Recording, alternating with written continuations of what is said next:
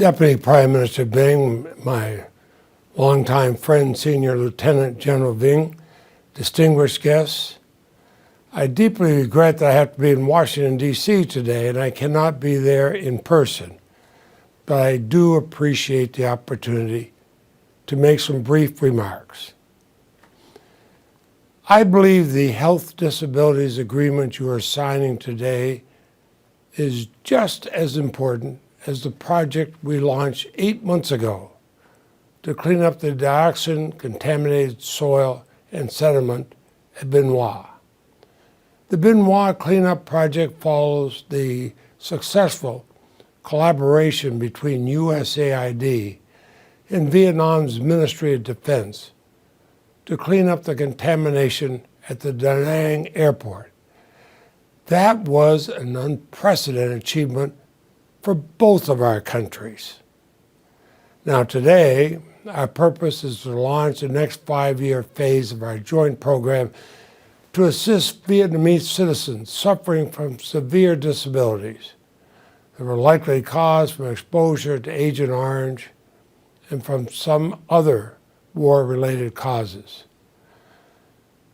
Our objective is to partner with the people of Vietnam to provide direct services while building a system to deliver these services into the future.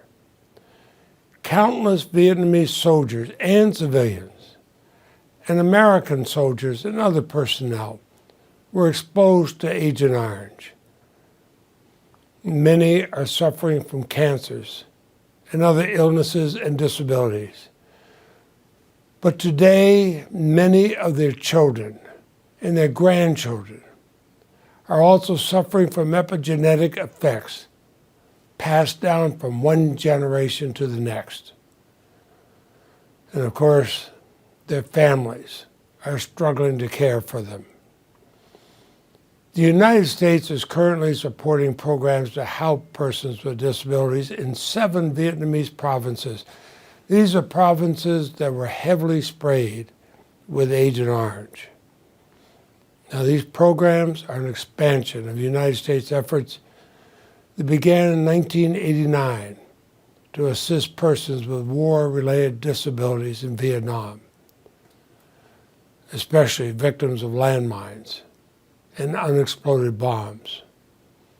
But these Agent Orange disability programs and the dioxin cleanup projects at the Da Nang airport and Benoit, these have complementary goals: to eliminate the risk of exposure to dioxin and to improve the quality of life for the most severely disabled, especially children and young adults.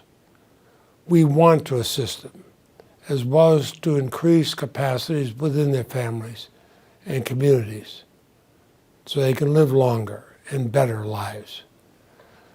We expect these efforts will also lead to new areas of cooperation between the United States and Vietnam. Now, most of us in both countries know people who served in the war. Some lost their lives. Others were badly wounded.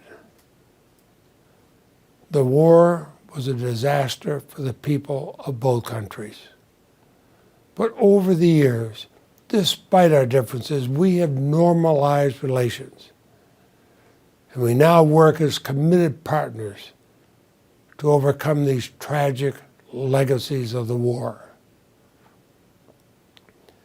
Now, we cannot change the past, but each of us has a responsibility to act in ways that create new opportunities and a better life for people today and in the future. The 5-year program to support persons with disabilities that we're launching today is not only another milestone in our partnership, it's a powerful symbol that our countries are jointly committed to this task. The Vietnam-United States partnership is based on trust and respect, and on our shared belief that working together, we can accomplish things that not long ago people thought were impossible. I've worked with Vietnam on these issues for 30 years. We've accomplished a lot together, but we must continue to strive to meet the expectations of our future citizens. They will write the next chapter of how we, former enemies, work together to overcome the past while we create a foundation for a better future. Our success will be an example to them and to the world. Thank you.